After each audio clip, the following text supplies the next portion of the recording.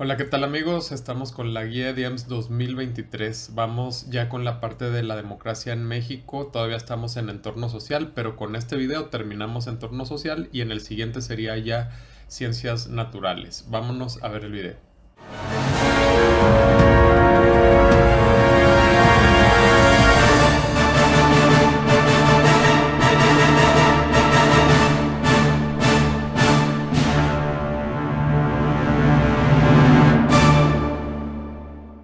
Bien, como les digo, en el siguiente video ya serían ciencias naturales. Este video terminamos entorno social. Y antes de continuar, suscríbete, ayúdame con eso. Ya superamos los 50,000, la siguiente meta es 60,000 y la meta final es 100,000. Ayúdame a que lleguemos a los 100,000 este mismo año y me vas a ayudar suscribiéndote. No te cuesta nada, es gratis, no te pasa nada si te suscribas y a mí me ayudas mucho. Entonces, muchas gracias. Vámonos ahora sí al video. Dice la democracia en México y es una lectura. Acuérdate que las lecturas tú las vas a realizar. Nos habla sobre pues unos artículos que creo que hablan de la Constitución de 1917 y de cómo una persona puede ser ciudadano y cómo pueden votar. Y luego la pregunta dice, ¿por qué se incluye el principio democrático en esta Constitución? Mi respuesta fue para garantizar que los representantes en el gobierno representen a los gobernados. Siguiente pregunta, ¿qué derechos y obligaciones en torno a la democracia otorga la Constitución? Mi respuesta fue votar y ser votado. Ser votado quiere decir que cualquier ciudadano, cumpliendo los requisitos que pide la ley electoral, pueda recibir votos de los demás ciudadanos. Entonces, votar y ser votado o nombrado para cargos públicos. ¿Dichos derechos políticos aplicaron para las mujeres en ese momento? ¿Qué opinas al respecto? Sí, que así deben de ser porque son la mitad de la población.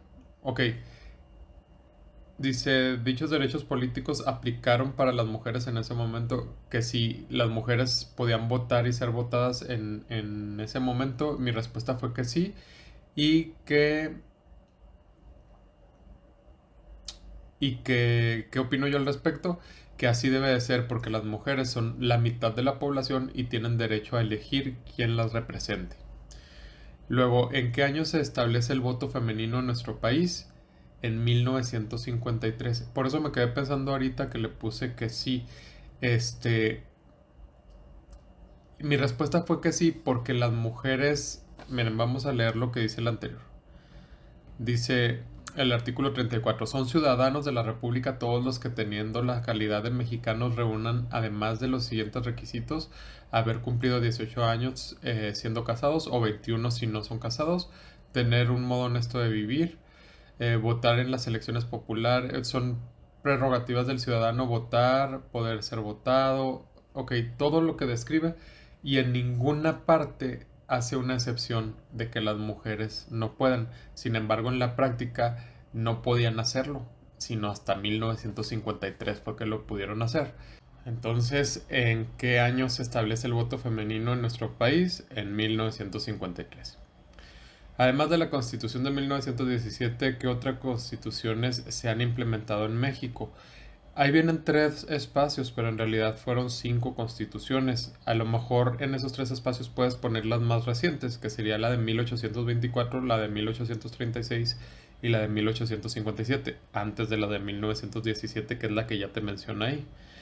Pero hubo otras dos que se llamó la de Cádiz y la de Apatzingán. Entonces te voy a escribir las 5 y luego te voy a leer las características de cada una de las 5. Aquí vamos a poner Cádiz, Apatzingán y luego la de 1824 y luego la de 1836 y luego la de 1857. Ahora sí te voy a leer las características de cada una. La de Cádiz establecía una monarquía limitada, diputaciones en cada provincia, igualdad política entre peninsulares y americanos. La de Apatzingán, que fue en 1814. La de Cádiz fue en 1812. Apatzingán 1814. Aquí vamos a ponerle a un ladito.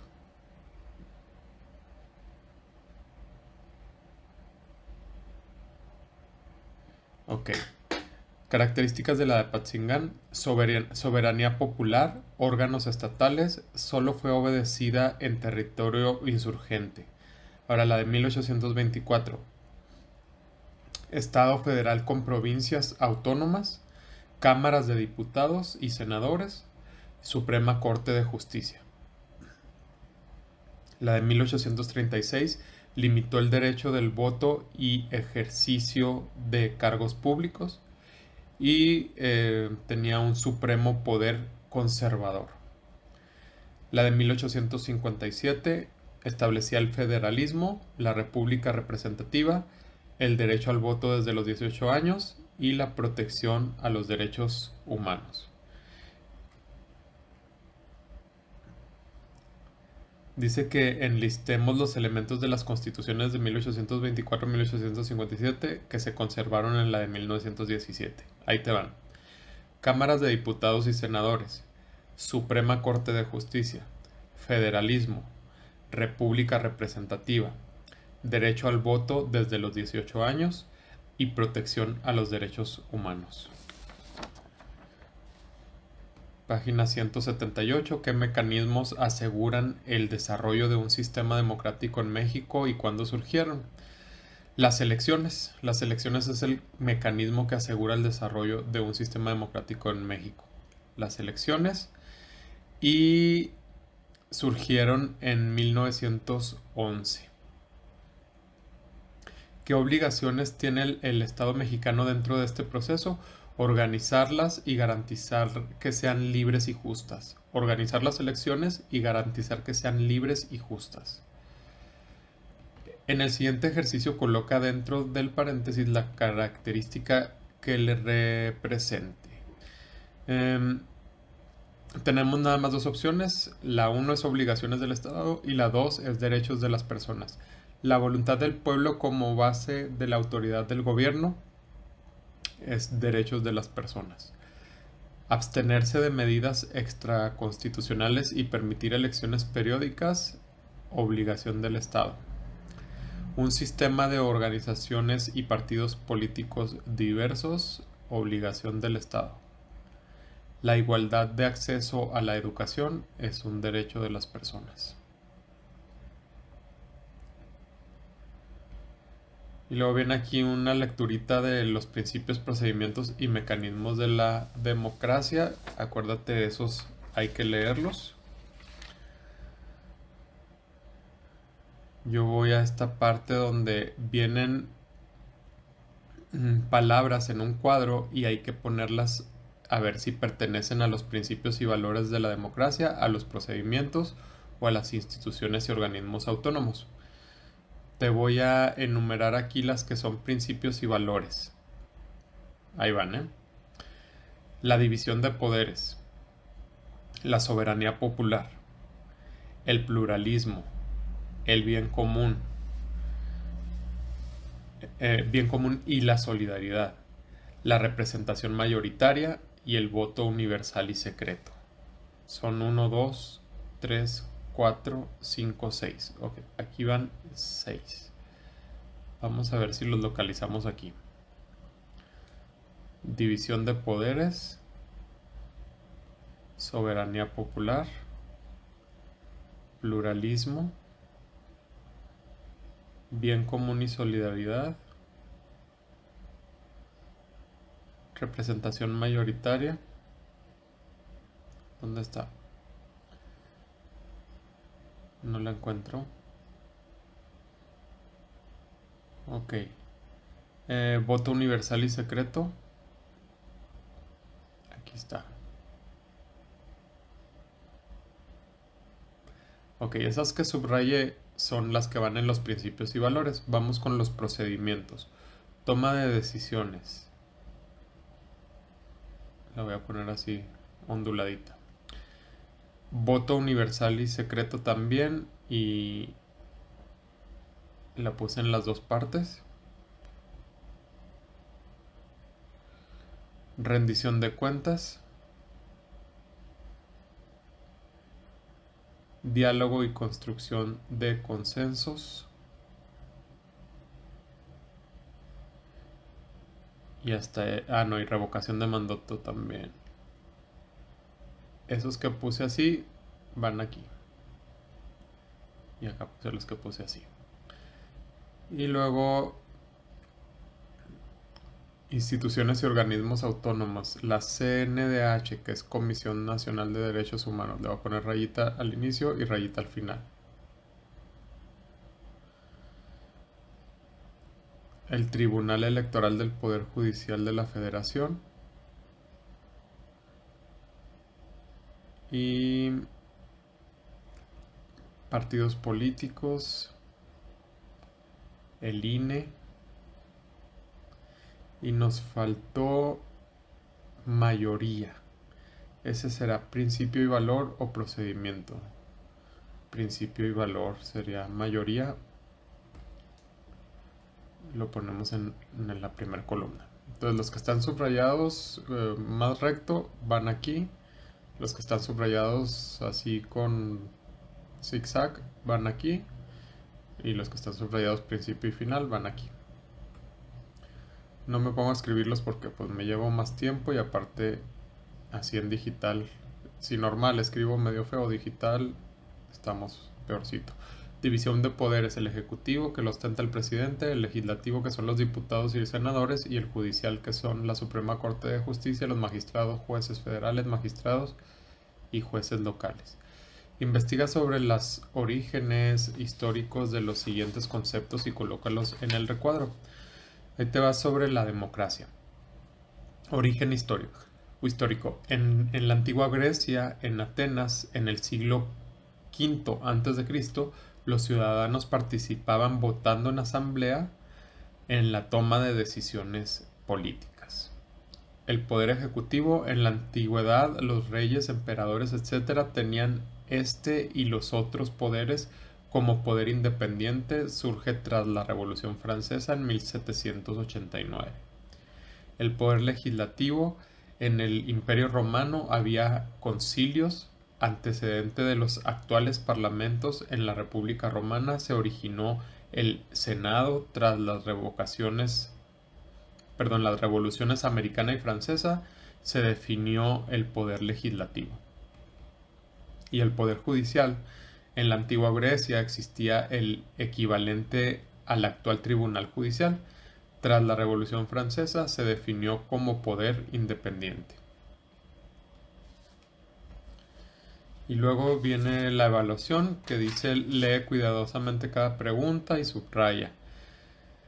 ¿En qué constitución se plasma por primera vez el principio democrático de nuestro país? Aquí viene un error, no es en 1910, sino en 1917, y sería ese, inciso D. ¿Qué proceso internacional planteó por primera vez en la historia los principios de la democracia? Fue la Revolución Francesa.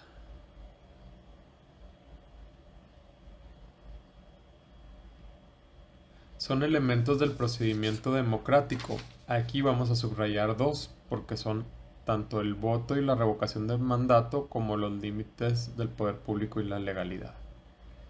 ¿Qué cosa valora, promueve la tolerancia, el respeto y la participación de actores políticos con diferentes ideologías, posturas y tendencias? El pluralismo. Diferentes, dice aquí. Promueve tolerancia, respeto y la participación de actores políticos con diferentes ideologías. Pluralismo. La participación electoral es una obligación democrática que como ciudadano se debe cumplir al elegir representantes políticos.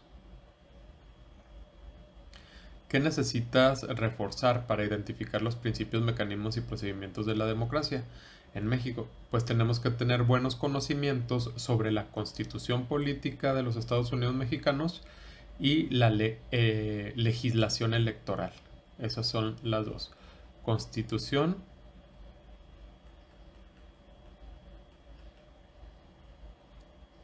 y legislación electoral.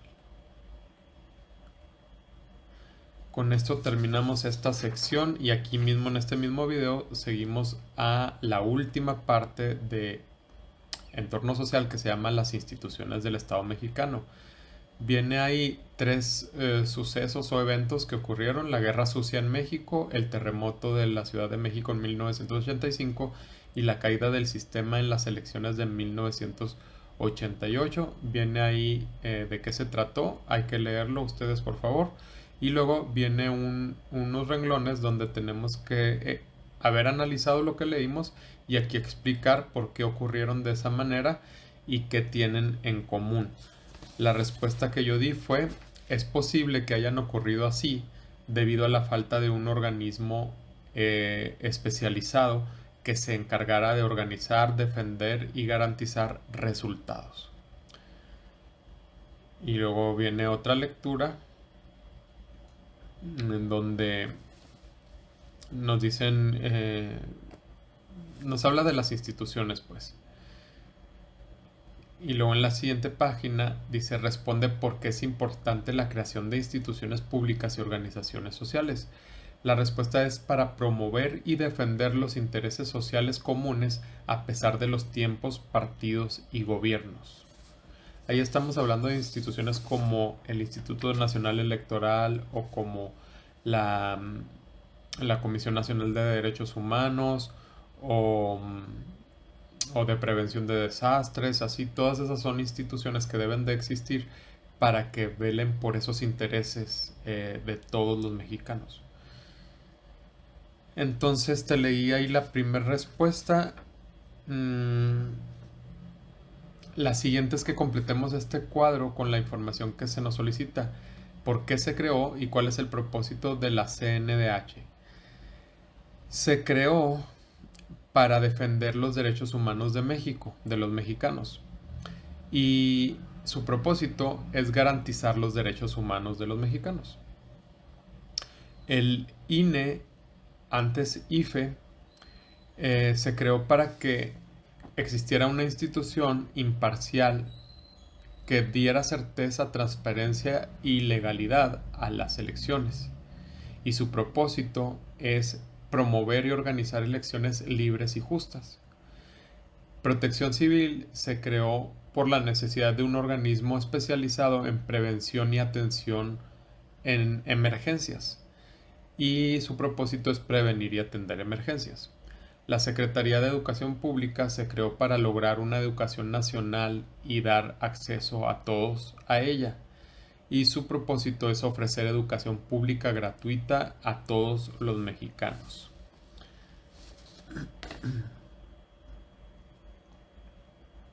¿Qué otras instituciones conoces que ayudan a la ciudadanía a organizarse, así como vigilar y hacer velar los derechos? Pues yo conozco, por ejemplo, todas las secretarías de Estado: la de Gobernación, la de Recursos Naturales, la de Economía, etcétera. Además hay muchas organizaciones de la sociedad civil, o el DIF, que es el Desarrollo Internacional de la Familia, perdón, internacional no, el Desarrollo Integral de la Familia, el INEGI, que es el de Estadística, el CONACYT, que es el de Ciencia y Tecnología, y así. Si tú conoces otro, pues ahí lo pones. ¿Qué impacto tiene la generación de instituciones en un país? ¿Qué respondimos ahí? Les dan seguimiento a los resultados de necesidades, a la resolución. Le dan seguimiento a la resolución de necesidades y contribuyen al desarrollo social a pesar de cambios políticos. Y con eso se termina esa página. Vamos a la siguiente, donde hay unos cuadritos. No, hay todavía una pregunta que dice: ¿crees que a partir de la creación de instituciones han surgido cambios? ¿Qué cambios has visto y han sido de beneficio o perjuicio para la sociedad?